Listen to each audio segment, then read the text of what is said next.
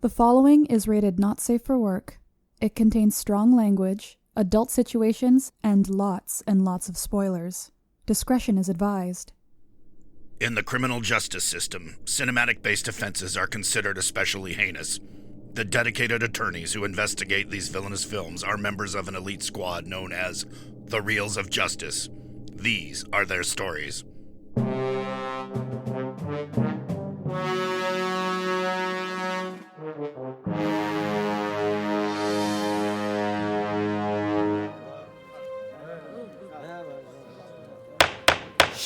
Order, please, order. The Reels of Justice is now in session. Judge Dylan J. Schlender presiding. You all rise for the Honorable Judge Schlender. Be seated. Welcome to the Reels of Justice. Today we are hearing the case of Shaun of the Dead versus Hot Fuzz. Shaun of the Dead is a 2004 horror comedy that follows the misadventures of Shaun and his friends as they attempt to survive a zombie uprising.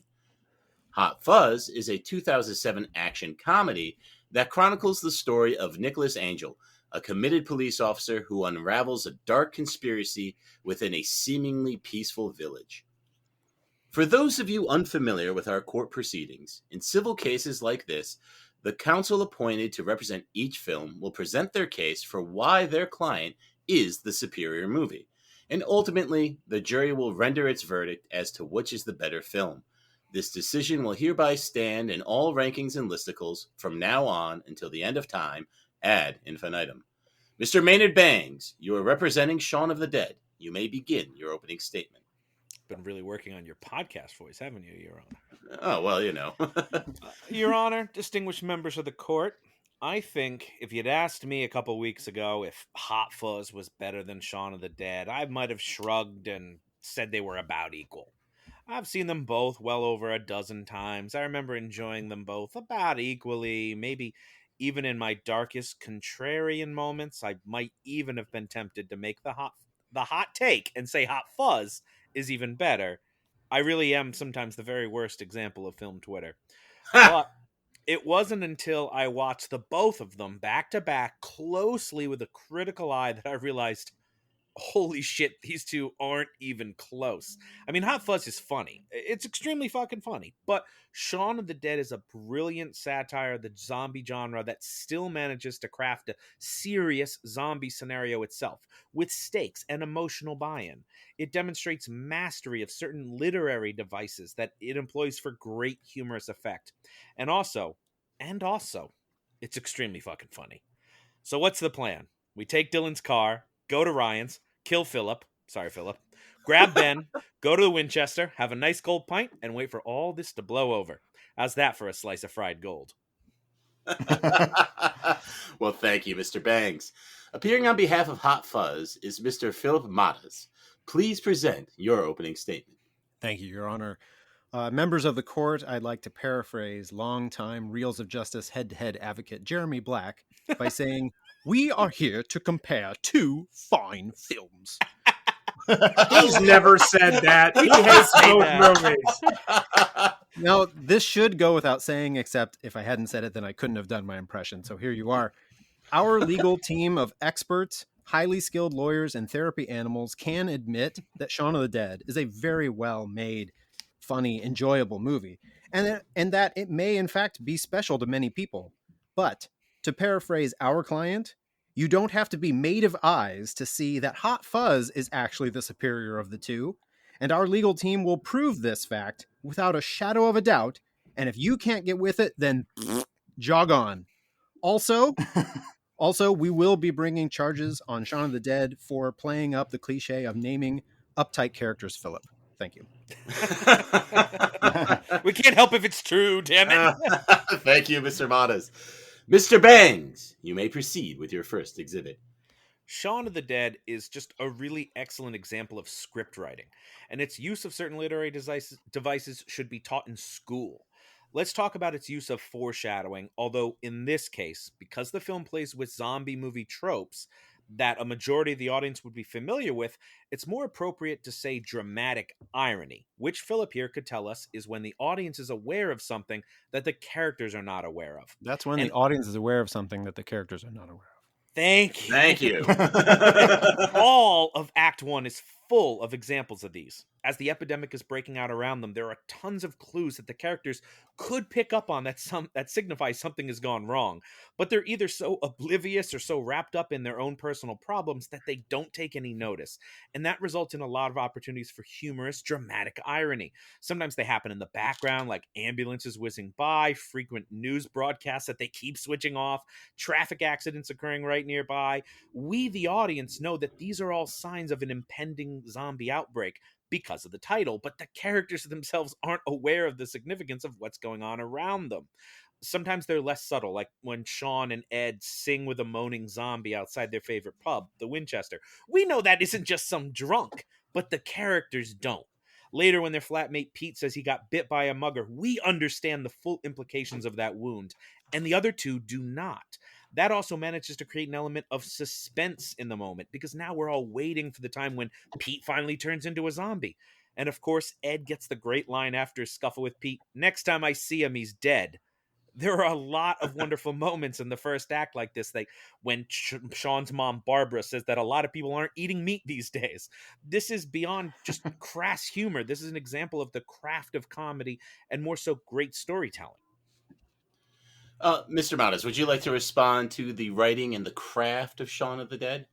Sure, but I'd also say that you could have taken that exact argument and used it for Hot Fuzz as well. Nobody here is going to dispute that Pegg and Wright aren't great screenplay writers, and that they aren't at the top of the game in terms of setup and payoff. In fact, one of Hot Fuzz's biggest points is how heavily it leans on those setups. It is even almost making fun of the very idea of setups.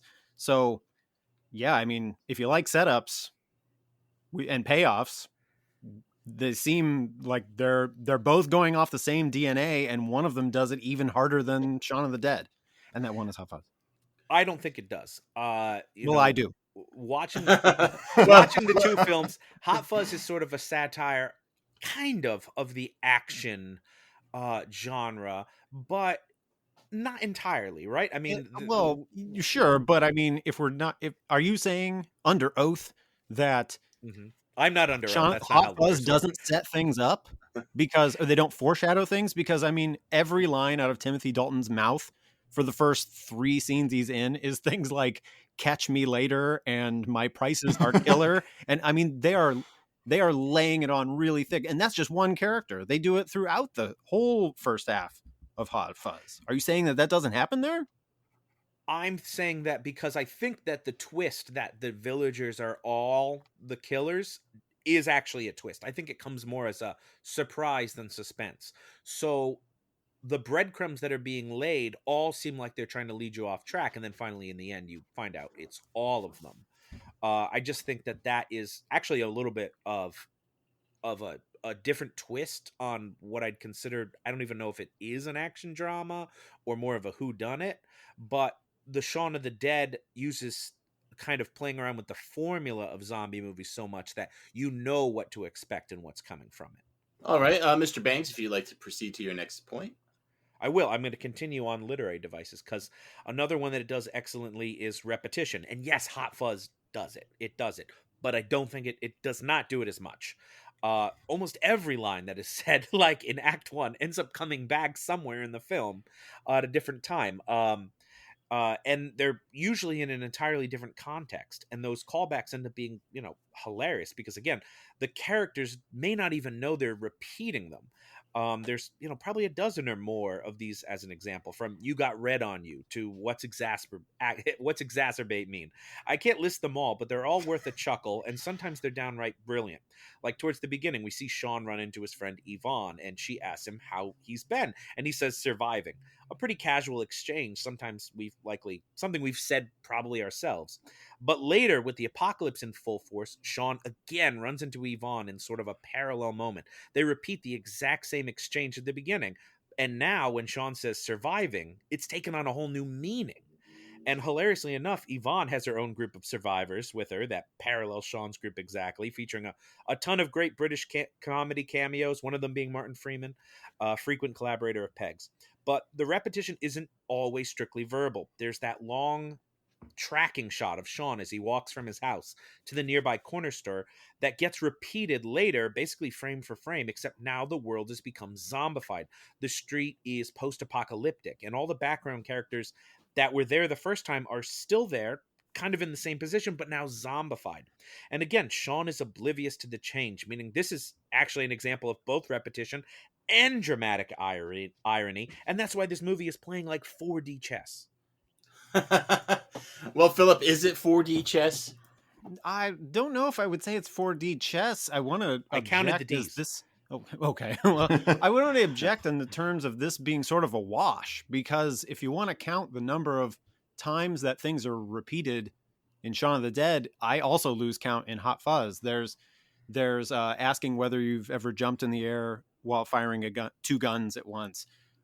There's every line that Timothy Dalton mentions. I said earlier, there's the fact that there's the swear jar that then pays off for just paying for each other's swears. These are just off the top of my head. There's the blah blah blah blah blah. Everything. I feel like this is not an argument to show why these movies are different. I do these, not. These think are the it's same. This No. is the same. Nope. I don't think it's a wash. I don't think it's a wash because that. Have you ever jumped in the air while firing two guns? That is them referencing something they spoke of earlier, And then they do it later. But in cases of things like You've Got Red on You, where the exact same thing is repeated, but the characters are seemingly oblivious to it, that is repetition that is also dramatic irony, right? Because the characters are very unlikely that they're repeating the same thing. Like when they say top left earlier when he's playing Time Splitters, one of the greatest games, and he's watching him, he says top left, and then they later repeat it in the Winchester. You know, you're not helping with instructions. Oh, top left, and then he shoots to the top left. There's a repeated moment, repetition, that is again dramatic irony because they didn't plan to repeat it. That's just where they need to shoot. And that is not something that I see being done in Hot Fuzz. Hot Fuzz sets things up and calls them back, but this sort of oblivious repetition in that is used for comedy is what I'm referring to, and I think it's done differently in Shaun of the Dead. All right, if you'd like to continue to your next exhibit. That's right. I want to talk about homage. At the end of the day, this film is really a spoof or satire on the granddaddy of all zombie movies, George Romero's Night of the Living Dead. But it is done with such love and affection that I would prefer to say it's sometimes an homage. Not only do we have a group of people held up in a building, surrounded by an undead horde, trying to bust in through the boarded up windows, the relationship between Shaun and David excellently parallels the relationship between Ben and Harry. Black Ben, not Big Ben. Very good. David, like Harry, resents Shaun's leadership, resents the group's willingness to go along with it, and envies the respect he receives. He also envies his relationship with Liz, who David fancies. And this culminates in David grabbing the gun and turning on Shaun in a scene that almost mirrors the 1968 classic. Of course, we also have the ending where Shaun and Liz are rescued by the group of armed men sweeping the area and exterminating the zombies. Of course, in 1968, they shot and killed Ben, confusing him for a zombie, or maybe not being interested enough to confirm it. And that's one fuck of a bummer. And this is a comedy, so we give a happier ending here. And of course, we have the famous line in the 1968 movie being repeated when Ed screams into the phone at Shaun's mother, "We're coming to get you, Barbara." An example of homage, repetition, and dramatic irony all rolled into one. All right, Philip, how does it handle homage? And does Hot Fuzz also do homage? Is this another wash? You know, I was just weighing whether it would be dramatically ironic if I were to just use the same argument by repeating what my esteemed opponent said, but in a different context. Because if these things are a class, Shaun is getting an A and Hot Fuzz is getting a B minus. Your class is not accredited. It is. It is online. The University of Phoenix. Hot Fuzz is nothing if not homage to every action movie cliche that they could possibly cram into the runtime. They do all of it the same way, or the same like method behind that madness that Shaun of the Dead has, because it's the same people. It's obviously what they like. I mean, you can prefer one or the other, but you can't say that. I don't know why you would give points to Shaun of the Dead for doing an homage when the other movie also does homage with the same amount of gusto and genre honoring and wonderful send-ups and parody and stuff like that. I don't understand, and I'm not asking that question so that you'll answer me. I just wanted to say it out loud. Because I think 1 is dialed up to 11, and I think Hot Fuzz is kind of middling around 8. I mean, yes, it makes a reference to Point Break with the shooting up in the sky. It has and that one Bad little Boys moment. 2, This Shit Got Real, and every Tony Scott, Michael Bay movie with whip pans to garish lens flare and everything. I have a case. Well, we'll hear your case, I guess. Yeah. So, Mr. Banks, you may continue. Anyway, so my last one here is that at the core, or should I say its heart, Shaun of the Dead is a great zombie movie. No expenses are spared on the zombie makeup or the post-apocalyptic world design. Our humorous characters are dropped into an otherwise very serious and deadly zombie situation. The humor is just derived from how they respond to it. But if we were to lift and take out the humor, if they were more self-serious characters, we would still have a terrific zombie movie on our hands. The characters are all developed and given a backstory from Mom and Phillip and their relationship with Shaun since Shaun's biological father died.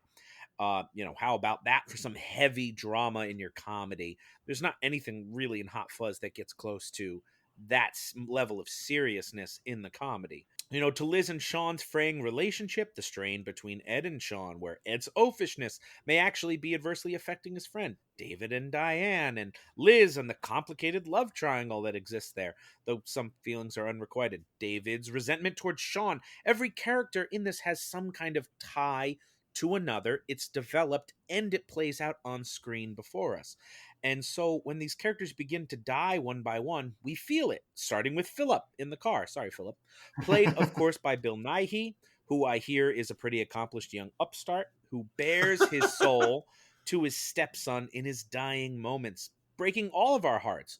When Shaun's mother is bit and she dies and we know Shaun is going to have to put her down, this moment feels like it has more emotional resonance for us than any of the zombie movie scenes it's satirizing, because we actually care about Shaun. He makes us laugh and we want to see him do well and not get hurt. And of course, when Ed finally succumbs, you wouldn't even know that moment is in a comedy. It's like a gut punch. Shaun loses almost everyone he loves in a single day. And despite being a silly little comedy, it doesn't pull its punches. It emotionally leaves everything on the table. And Shaun actually grows throughout the film, realizing he is capable of being more if he wants to be, but not, maybe not more content with the fact that he might not want to be. That one didn't, but more content. I said, I wrote down not more, and it doesn't make sense because I didn't read it in a week. But he's more content with the fact that he might not want to be more. He's more not uncontented. Follow me, Phil. He can be happy just to play video games with his zombified friend in the shed. He and Liz are fine with just going to the Winchester every night. They are happy. They don't need to be special. I think it's a great ending, maybe a slightly searing commentary on how Ed wasn't much more than a mindless zombie to begin with, but Shaun loves him anyway, because who else will? Friendship, family, love, a zombie fighting scene set to Queen. What more can you ask for? And Shaun of the Dead will rest after that. All right, thank you very much, Mr. Bangs. Phillip, you may proceed with your case in defense of Hot Fuzz. And you can't repeat any of my things. No, let me start by mentioning something that I think my opponent did not get too much into, because he knows he will lose, and that is the comparison. That is a comparison of the cast, the true comparison here. And while it may be a little unfair to compare a low-budgeted movie to a bigger budgeted one, it's literally what we're doing here. So here we go. Hot Fuzz, simply put, is a better cast put to better use. It has a who's who of old British actors who weren't lucky enough to appear in Harry Potter movies. And then on top of that, or actually underneath that, subtextually, there's genius in those castings, especially the village made up of cinematic bad guys. You have Belloc from Raiders of the Lost Ark. You have the evil nanny from The Omen. One guy, Stuart Wilson, his whole Wikipedia page just talks about his villain roles. That's all it talks about. And even somebody like Timothy Dalton, that's the first nasty James Bond. They have a really Hey, Lazenby could get pretty nasty. Order on the court, please. Kind of nasty. On the other hand, they get Jim Broadbent with a face you can't help but love, who becomes a psychopath complete with lion's roar when he shoots the bar lights out. And then you have the supporting heroes, this murderer's row of cliche-loving comedy titans. We have Patty Considine, Bill Nighy, again, a pre-Oscar winning Olivia Colman, all chewing the scenery in the best ways possible. These characters were written as one-note characters, and these actors run with them in the ways that only the Brits can. And then they even managed to get Cate Blanchett to show up, only showing her eyes, and of course, she's perfect. And then on top of all of that, we have Frost and Pegg, who are not traditional action heroes, which means that when they do traditional action hero things, such as firing 2 guns whilst jumping through the air, it's funnier. Shaun of the Dead has everyman characters dealing with extraordinary things, but Hot Fuzz has everyman doing extraordinary things. We might have liked those actors in their previous movie, but in Hot Fuzz, we love the characters, Nicholas and Danny. It's that sort of, what's that called? The accomplishment porn, where you just like watching people who are good at what they do. These characters are the exact right mix of movie comedy team plus acting, perfectly unsuited to lead an action movie, but perfectly unsuited for a parody of action movies. Our opponent has good actors giving good performances, which cannot match great actors doing great performances. Mr. Banks, you want to respond to the relative merits of the performances here? Well, what I like to... brief side thing, I think that just fighting a ton of zombies and surviving a zombie apocalypse is an extraordinary thing. And so that our everyday men are still doing extraordinary things, often aloof or unaware that they're doing it. I would like more of a definition than of extraordinary things, because the ways you used extraordinary things first, and you didn't. I know, so here we are. You selling to my define every word. Hey.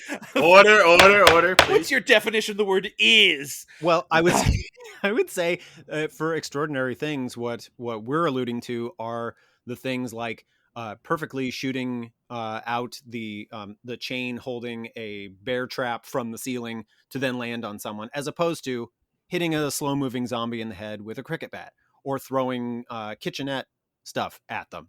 Those one feels like a less possible thing to actually achieve, the existence of zombies notwithstanding, as opposed to, I think anybody, every man, can throw a cup at somebody.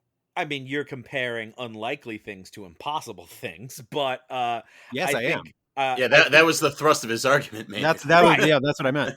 Yeah, thank you for articulating it perfectly. There sort of are more impossible things done in there, but what you're talking about is accomplishment porn, and I'm just as inspired by seeing them survive the zombie apocalypse. Frost may be just like a video game playing, we'll say, loser, but he's able to do extraordinary things and survive and do very well. Now, you want to talk cast to cast? Yes, you have a better cast. Do you use it all that well? I'd say no. You listed all these people, and guess what? The village elders who end up being the villain are totally just a kind of ensemble. Dalton, his profession, and he's sort of sinister, and he's probably the most developed, and we know basically nothing about him. After that, you've got characters who are florists and bakers. Somebody's the neighborhood watch guy. You know nothing about these people except the fact that they're willing to kill undesirables in their town. You compare that to the character development that we get of, granted, smaller names in Shaun of the Dead, smaller cast, but they all have something to do, even, down to some of the more minor characters like Shaun's mother, who could have just been Shaun's mother. But now we are looking at a woman who has lost her husband, is remarried to a man who, Bill Nighy, that clearly has a strange relationship with Shaun. She's trying to be proud of him. and love Shaun despite the fact that Shaun seems to be an underachiever. There's a lot more going on with that character, and she always sort of puts on this brave face and is always smiling and sort of forcing herself to be oblivious. And when you find out more of her kind of traumatic past, you understand why she's sort of willing to just smile and not pay attention and kind of turn her brain off. There's a lot going on with that one character, and all you can say something like that with almost all of the characters here. You can talk about their personalities to a degree that you can't with the village elders.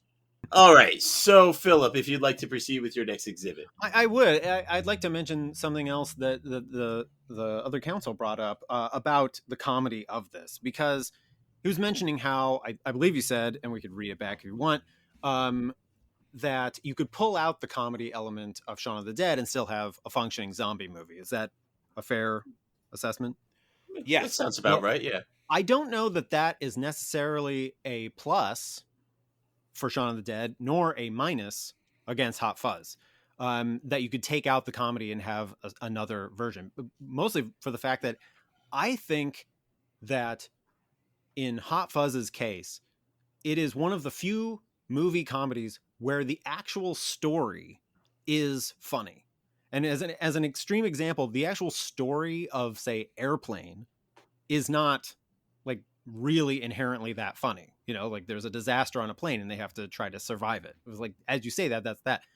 But with Hot Fuzz, as laborious as it would take to explain it all, it is a comedic built-in device. I feel like that is so rare, it should be cherished.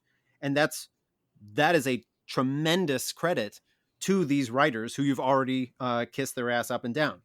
And when you talk about the conspiracy, the twist that involves in Hot Fuzz, I mean, that is one of the greatest low stakes, silly, stupid, amazing comedic twists in any movie ever. It is brilliantly hilarious that the old people of Samford, sure, they're operating like a cult, are doing all of these murders and all of this ne'er-do-well stuff for no good reason, like money or something. They are strictly doing it because they want their town to be nice.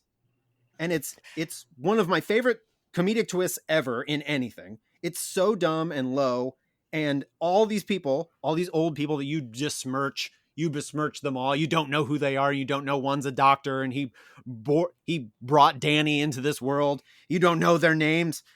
All they care about, that's just a profession again. All they care about are, all they care about are being named best village and what the recently born babies are named.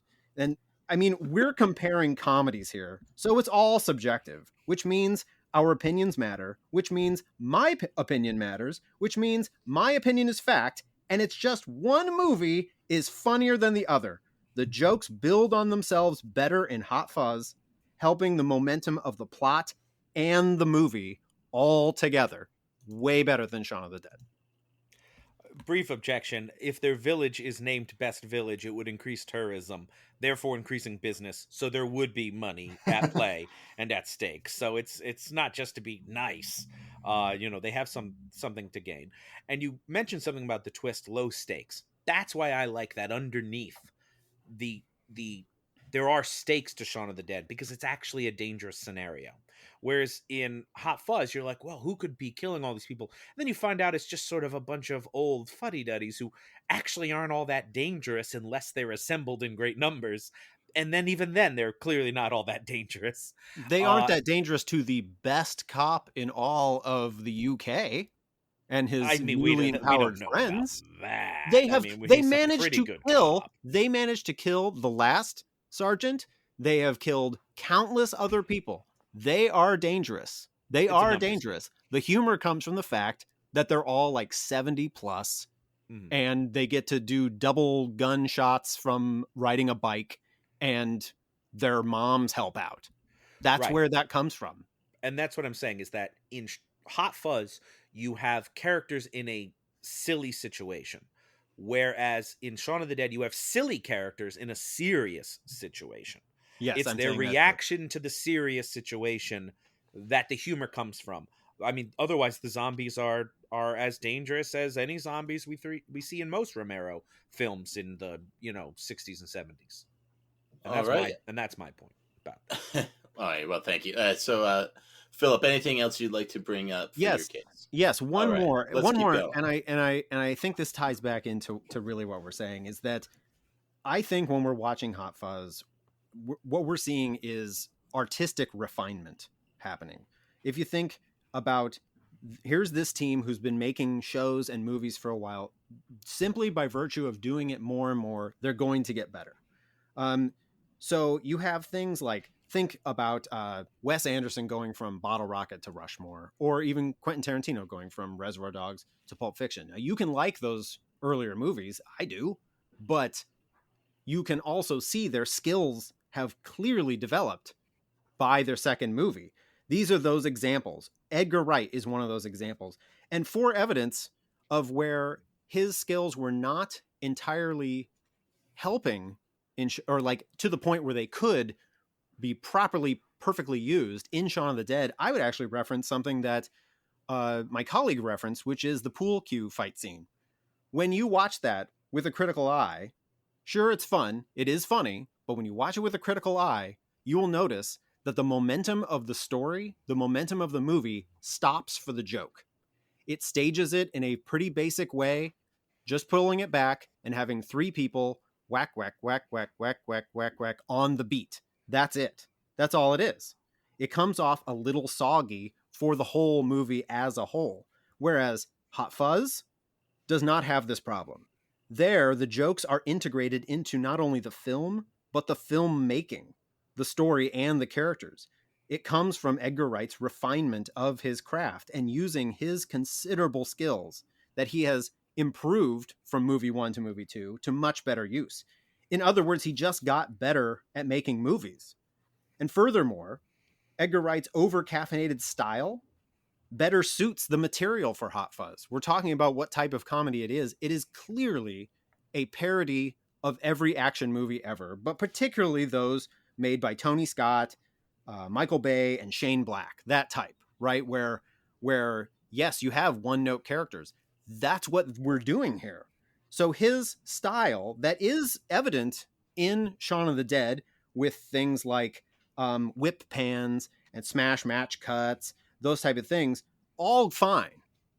But they become joke momentum supporters in a movie like Hot Fuzz, where the very act of zooming in really fast as someone dials a button on a phone is given all the weight of, a ticking time bomb going off or something. It even comes down to every overused, overexposed shot of a phone being talked into or any mundane thing, instead of just doing something to do it cool and maybe making things not sluggish or boring, is a plus for Hot Fuzz. The filmmaking style is part of the joke. And to put this very plain, a first-time director stages a pool cue fight, but a better director with a better skill under his belt stages and sustains multi-location action battles where old people get kicked in the face by younger, more able-bodied men. And with that, that is our final piece of evidence, Your Honor. I would just like to say that I don't think that the comparison of Reservoir Dogs to Pulp Fiction is apt here. I think what we're looking at is Boston's first album, Boston, which is Shaun of the Dead, right? More Than a Feeling, Foreplay, Long Time, Smoking, Objection. Rock and What Roll we're Band. looking at is all their best Nirvana's hits. Excuse Bleak me, Your versus Honor. Nevermind. Your All Honor. right, this is my objection. order in the court. Wrap it up, Mr. Banks. All of Boston's greatest hits, all on album 1, the eponymous Boston. Their follow-up album, Don't Look Back. You can't name a single song from it. There's no hits from it. And yes, no, what? Sorry, not a hit. You can't name a single hit from it. You can't name a single hit from it. And that's what you're looking at, Hot Fuzz. It's a fine little film. It didn't become iconic like Shaun of the Dead. I disagree, and I think we have a Nirvana first 2 album scenario, Your Honor. Clearly, this is Nickelback's first 3 albums. However, both sides have rested their cases. The attorneys will now present their closing arguments. Mr. Bangs, you may begin. Your Honor, distinguished members of the court. I originally didn't have a lot of bad things to say about Hot Fuzz. Turns out I did say some. But mainly there's just so many good things to say about Shaun of the Dead that I don't really think I need to take Hot Fuzz down that much. I mean, doing this case reminded me how much I love Shaun of the Dead. I mean, it's brilliantly written, performed, and it succeeds at what all great satire should strive for. It's still a great example of the genre. It might actually be my favorite zombie movie. Comparatively, Hot Fuzz is not my favorite action movie. It's not even top 10 or top 100. Is Hot Fuzz a great movie? Yarp. Is it extremely fucking funny? Yarp. But is it better than Shaun of the Dead? Say it with me. Yarp. Narp. So, what's the plan? Take car, go to deliberation room, kill Phillip. Sorry, Phillip. Vote Narp, go to the Winchester, have a pint, and wait for all this to blow over. How's that for a slice of fried gold? Yeah, boy! All right, thank you. Phillip, you may present your closing argument. Thank you. Friendly jurors, I was like you once. I, too, believed in the immutable word of movie law. That is, until the night when someone, years ago, questioned Hot Fuzz's superiority over Shaun of the Dead. My wife worked around the clock to win that case. You'd never seen such dedication. On the night of that movie court, some film bros came to the town with a copy of Shaun of the Dead. And before you could say zombie scum, we were knee-deep in lesser casting, first-time filmmaking choices, and crusty scene work. Crusty scene work. We lost that case, and my wife lost her mind. She threw her DVD player into the river, and now just stares at the wall, because that's where we have our Roku playing. From that moment on, I swore that I would do her proud, whatever the cost, to prove that Hot Fuzz was the better movie. Please, do what's right, and side with Hot Fuzz for the greater good. The greater good. Thank you all. Members of the jury, Mr. Dylan J. Schlender, Mr. Big Ben Haslar, and Mr. Fuck-a-doodle-doo Ryan Luis Rodriguez. You have all heard the facts concerning this case. It is now up to you to determine which film is the superior movie. The bailiff will escort you to the deliberation room to render your verdict. Right this way. You know, my mother never gave us fried gold growing up, just fried lead instead. Oh, gross.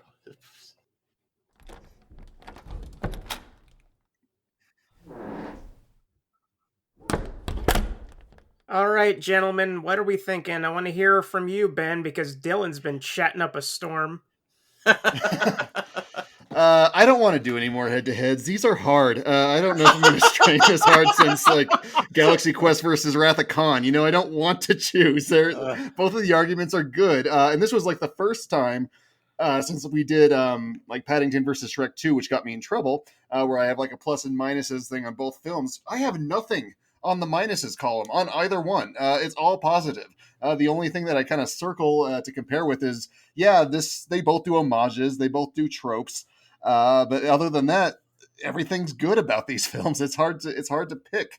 I like zombie films more, so I think I identify with Shaun as you know when I watch it more. But I don't want to use that when I render my verdict necessarily. Yeah, I'll be honest. When I first saw Shaun of the Dead, it was on DVD right after it came out, and it was at Blockbuster. And I thought that the movie took a nosedive when it actually got serious and ended up, including stakes and stuff, because I felt that was a completely different movie. I was a dumbass back then. Shaun of the Dead is awesome.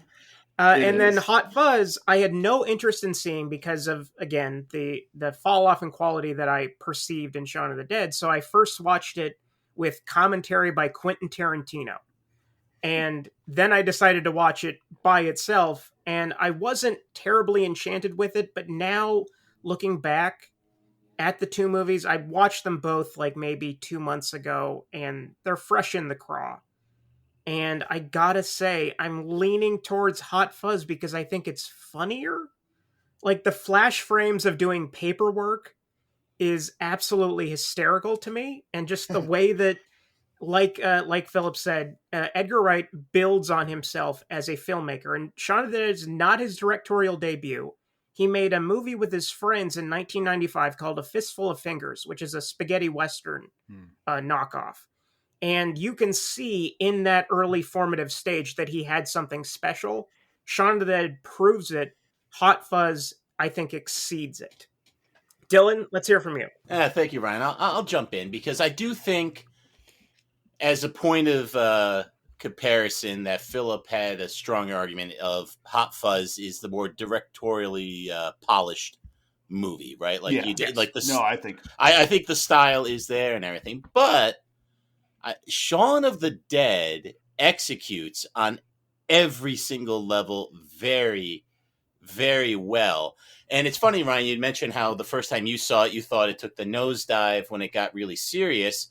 I was not expecting that tonal shift the very, very first time I saw it, but every time I watched it after that, and I've watched both movies about a dozen times, I always really liked it. I did, and like what Maynard says, like if you take the comedy out, this is still a very serviceable zombie movie. You know, they're not like not a good one, but they're not shaking it up. I mean, it would deserve to be on a paid subscription service. It would be more elevated than Tubi, you know. But whoa, big slam on Tubi. Yeah, I know, right? And yeah, so you know, during that early 2000s and up, you know, zombies were so huge, and I bought into the whole zombie craze. I read zombie books, saw the zombie movies, watched zombie shows, so I was really into it. And Shaun of the Dead was always a big pillar in that zombie thing. And then, you know, I like what Maynard had to say too about like the devices of like how we know a zombie apocalypse is happening, but these characters are just so stupid sometimes. It's like how do you not notice this kind of stuff, you know? And I mean, and you do get a little bit of that in Hot Fuzz. You know, Phillip was quick to point out, it's like you can make a lot of these same arguments for Hot Fuzz as well. But I think there's something in Shaun of the Dead's kind of like rawness and grittiness, like part of that being Edgar Wright kind of still finding his footing and not having that polish, that I think really makes that movie special. So are we locking in? Well, if you're the foreman, if you want me to lock in, or if you want Ben I do. to lock I want you to lock in, Dylan. All right. So I love having Phillip here. There was a great argument for Hot Fuzz, and I do love Hot Fuzz a lot, you know, and I think my mom likes Hot Fuzz more than Shaun of the Dead as well. But today I've got to go with Shaun of the Dead. It just does everything right, even though the ending is a bit of a bummer with his friend being a zombie, you know. But I think the end of Hot Fuzz, where no one really is dead and they're all arrested and stuff, that's a little bit of a okay. So today, based on the merits of the case and just how I feel about both movies, I feel very comfortable locking for Shaun of the Dead. Ben? I don't want to. Too bad. You gotta. Buck up, buddy. I gotta. No, I like them both, and I'm kind of looking over my list as to what I agree with. I do agree that Hot Fuzz has a better cast, and it has better directing, and it uses that better directing to better parody what Michael Bay and everything is, and all his directors are doing to much more aplomb. On the Shaun of the Dead side, I do care about the friendship a bit more. I do have that the zombie movies are a bit more known, so like I think that it gets to play with the tropes a bit better. I don't know. I think the argument that might win me over the most is the fact that if I were to put these into a marathon of something, like I'm marathoning zombie movies and marathoning action movies, I think Shaun of the Dead would have to be in the top 10 marathon. That was a good argument. With all apologies to the Hot Fuzz team, because I did like their argument. And I do agree it's a fantastic film. They both are. I think the edge goes to Shaun. So Hot Fuzz has Cate Blanchett, right? This is true. So I'm going Hot Fuzz, baby. Well, there you have it. Let's go tell that very handsome judge. Oh.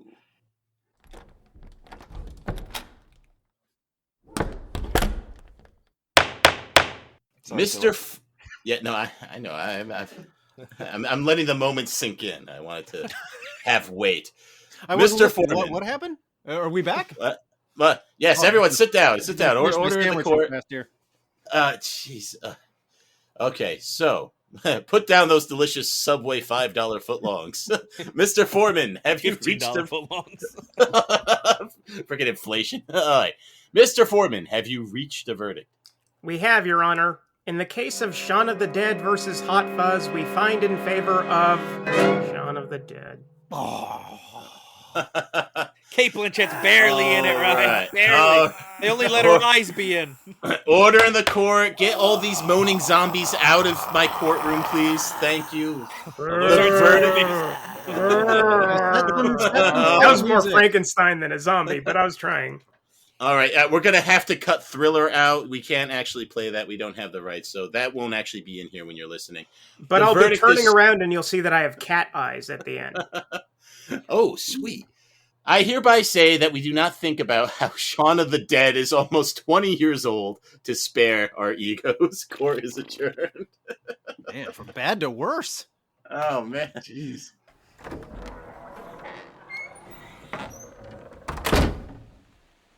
This is Ryan Bartholomew Rodriguez, host of the wildly unpopular One Text Mind, where I review books that have been converted to the TXT format, reporting to you live outside the Reels of Justice format. Reels of Justice courthouse. Mr. Maynard Bangs, would you care to share your thoughts on today's verdict? You're an odd fellow. You got British there all of a sudden. That was weird. Yeah. I'm your brother. You ought to know me, sir. I'm happy about... why does his brother have his same name but a different middle name? Anyway... George Foreman's kids are all named George. Oh, no. I'm happy with this verdict. I tried to prepare as good a case I can. I hadn't seen this movie. It had been a couple of years since I revisited Shaun of the Dead, and when I rewatched it, I was like, fuck, this is good. The whole time. Just every time they called something back and we're like oblivious to it, I was like, God damn, that's good. So I do think Hot Fuzz is great. Now I like it a little bit less, though. Phillip argued with me. And Boston is still definitely Boston's best album. It's their first. So, absolutely. And here comes Mr. Phillip Mottaz. Do you think you should have leaned more heavily on the Kate Blanchett argument, sir? I mean, you can always Monday morning quarterback these things, but I'm gonna put a positive spin on it and just think that since my opponent basically said all stuff that applied to my movie too, I kind of won. So I'm gonna just take it. It's a moral victory, yes. Callbacks? Okay. Thank you very much. And that's all the time we have from the courthouse today. Let's go back to the studio for post-trial analysis. Oh, this callback gimmick really boomeranged on us.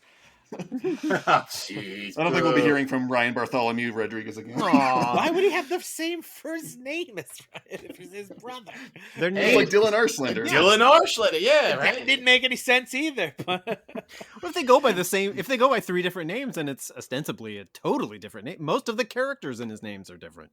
Yeah, I don't know. He's right. I would have bought him being like an Elseworld Ryan or something. There's only the multiverse Robs. You're still a cowboy. Yeah, only the Robs came out. Jeez. So, Phil, fun case. Obviously, you must love Hot Fuzz. I do. Much more than Shaun of the Dead. I don't know about. Well, I don't think much more. I mean, they're very well done. That was not just for the sake of... Are we saying like 10 out of 10 versus 9 out of 10? Yeah, or what are you saying? They're really good. I just, if we're talking about the ways that we saw them, I remember the first time I watched Hot Fuzz was after we watched Grindhouse. You know, that whole 3-hour thing that Rob Rodriguez and Tarantino did. And honestly, I wasn't that in love with it. It was a lot.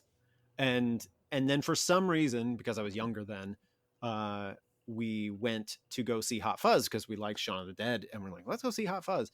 And despite having sat through two movies with a bunch of fake trailers and real trailers and all that crap, despite all of that, we were absolutely in love with that movie. So I will always fight this fight. People can be wrong. I've lived with that all my life. It's a good fight to have because they're just great movies. Yeah, they really are, and this settles the debate. Now Shaun Yeah, of the I Dead know. is better. Now I can't do it legally. But The World's End is better overall, right? We can all agree with No. that. It's just by virtue of the fact that I got that one at such a time that, you get the free digital copy, and I was like flying a lot during that time. It was like one of the only movies I had on my phone. I just watched it a lot, and I wouldn't put it above these necessarily, but it's really good. And they're all really good. That's the thing. It's a fine third beat. Yeah, I think. And it's got liked, like they've matured. Like they kind of like have a more mature story, but it's really funny. I still think about it. It has robots, so that does have robots. And more Martin Freeman, Yep. which is also a plus. But yeah, I actually watched World's End for the first time as a follow up to watching these two, because I'm like, I never watched it. Why I should watch it, and I was underwhelmed. I would probably have to revisit a couple more times, and maybe I'll get up to whelmed. But it's almost like the problem, maybe not the problem, but they haven't such. I feel like the thing that I've heard, and I would also kind of agree, is the first half of that is so good because all those actors, all those characters are so funny and so wonderful together that when the twist comes, you're kind of like, I don't know if I necessarily needed this, because I really would have just spent another 40 minutes with these people. It was like, I don't know. People always say stuff like that. Like, I would just watch 2 hours of these people hanging out. I didn't say 2 hours, Your Honor. I said 40 minutes. Oh, I'm not a judge anymore. No, but I don't know. I hear people say stuff like that a lot, and I want to put it to the test. We're just going to make a movie of people hanging out and see if people watch it. I mean, I love robots, and I do understand that was really just to give them some sort of adversity for the characters to continue to interact around, but it does become extremely distracting, and I do think that just the interpersonal tension they had built would have been enough for a story. I think they had enough actual like real life drama that they could have kind of kept going and just been like a straight movie. Now I love it, but I mean, it's almost like, oh, okay, well, that's fun too. But I legitimately was enjoying what we were doing here for the first half. Yeah. And Dylan, there is a movie that is just 2 hours of people hanging out. It's called Everybody Wants Some, and it's amazing. Save your recommendation. I thought you were going to say My Dinner with Andre. No, anyway, I like that movie, but no. Enough about the Frost Pegg verse. Phillip, so what have you been... It's called the Cornetto Trilogy. I will not call it that. What has been keeping you busy? You just can't pronounce it. Yeah, I can't. If you show me it written, I might have a chance. I had to phonetically write out Paddy Conda's sign today. And it still didn't work. No, it didn't work. So what's been keeping you busy? What have you been up to? Still writing books, still putting out books. Got 2 out. Got 2 mysteries out. Third one should be coming out sometime next year. That's 2024 in honor of the 20th anniversary of Shaun of the Dead. Oh, and is it? I don't killed Mr. Maynard. I think it's a coincidence, isn't it? Yeah. No, I'm totally coordinated with them. In case people have missed your prior episodes, tell us a little about your books. What are they about? Unless you listened to the last time I lost, first of all, how dare you miss a couple episodes? Yeah, right. All these amazing callbacks. We do have a lot of callbacks, and we have a lot of callbacks. Sorry. What was the question? No, that was good. Me. I liked it. I write mysteries, and presently my series is called The Psychic Barber Mysteries. It's about a woman who is a hairstylist, but she has a secret psychic ability, and wouldn't you know it, she keeps accidentally touching people's heads, seeing dead bodies, and then being compelled to solve the murder. So the first one involves sort of like backdoor LA politics. The second one, the murder. No, what is it? Oh no. You got to know your own book. I don't. Murderous Haircut of the Mayor of ChatGPT wrote it, didn't it? The title is long and complicated. They wrote the title. But the second one is set in sort of the YouTube world. And the third one, we're dealing with punk rock. Have you thought of a Tubi world? A Tubi world. Yeah. We're friends on Goodreads, and I noticed you read that book about punk rock. Now it makes sense. Did ChatGPT just say that? We are friends on Goodreads, and I saw you read that book. I mean, that's just how I talk. Oh, okay, good. Well, yes, is Dylan. That's got how he Dylan has to deserves feed it. all the chat GPT questions you type, by the way. He's the one behind the screen. It's not really AI. Pay no attention to the man behind the screen. Frankly, it's exhausting. And I also convert all the books to TXT format for Ryan's brother. Right. You were such a natural with that first thing. So they're like, well, let's ask him. Philip, we always ask for recommendations for movies that you think people should see. So what is a movie that you think people should see? Yes. So speaking of this Cornetto trilogy, which is not like a trilogy of movies where there's one storyline, but more thematic connections and, similar cast coming through, I am recommending For a Few Dollars More, which is the middle of Sergio Leone's Dollars trilogy, or the Man with No Name trilogy, depending on which advertising person you Even though he has a name in each one. Even though he has a name in each one, right? And only two have dollars. So Blondie and Tuco. The second one has That's a nickname. The second one is where they kept the villain from the first movie, but they pick up Lee Van Cleef. Except in this one, he's a good guy. And I think similar to the movie I was talking about today, while I love both of those first two, there is an unmistakable growth in Leone's filmmaking that happens in this second movie. And I think that movie is often overlooked, the Fistful of Dollars being the first of that set. And people are like, we do the first one, the Good, the Bad, and the Ugly being the Good, the Bad, and the Ugly. So a lot of people just watch that on their own. And I think For a Few Dollars More gets underserved. So I'm here for it. Yeah, there was a time where I really liked that trilogy a lot. And It's I probably would my say favorite it's kind trilogy. of I'd say it is the forgotten one there in the middle, because I think the music in Fistful of Dollars does a lot of the lifting. There's that too. I mean, yeah, but if you Probably like got that the best music, it's theme. got Ennio Morricone's back, Yeah, baby. Morricone does it, but I think that except for Good, the Bad, and the Ugly, Fistful of Dollars is probably some of his best work. Yeah. I don't know. Once Upon a Time in the West, that's tough to match up to. Talk about tough choices. There's a guy who gave us a lot of tough choices. Yes, he sure did. And true fact, he always wanted Charlie Bronson for the role of the Man with No Name, and he always turned it down. Ennio Morricone. Yeah, he wanted Charlie Bronson. Wow. But did he Why did he turn it did down? he ask the director Sergio Leone what he wanted? What? No. Sergio Leone wanted him Right. for the You Man said with No Name. He gets to make. Morricone, okay. No, you said yeah, Morricone. Right. So my recommendation this week is very in keeping with the theme, 2006's Fido. Picking up where Shaun of the Dead left off, it continues to explore the idea of the domestication and exploitation of the undead. Taking place in a post-apocalyptic Elseworld in the 1950s, where humans have learned to restrain and employ the living dead for menial labor, a young boy befriends his new pet zombie Fido, played by a beardless Sir William Connolly. But when Fido gets loose and threatens another zombie outbreak, it's up to young Timmy to prevent his destruction at the hands of the evil ZomCon Corporation. This is a movie I remember coming out shortly after Shaun of the Dead, and it felt like a spiritual companion to me. Some would say rip-off, but not me. I loved Fido. And although it has the bacony stink of Canada all over it, it's among the first elevated zombie movies I can recall seeing in relation to the satirical nature of its concept. And it has a really fun newsreel style exposition at the beginning that sets the tone for the whole film. Fido is currently streaming on Plex, which is awesome. And of course, where else, Schlenzo?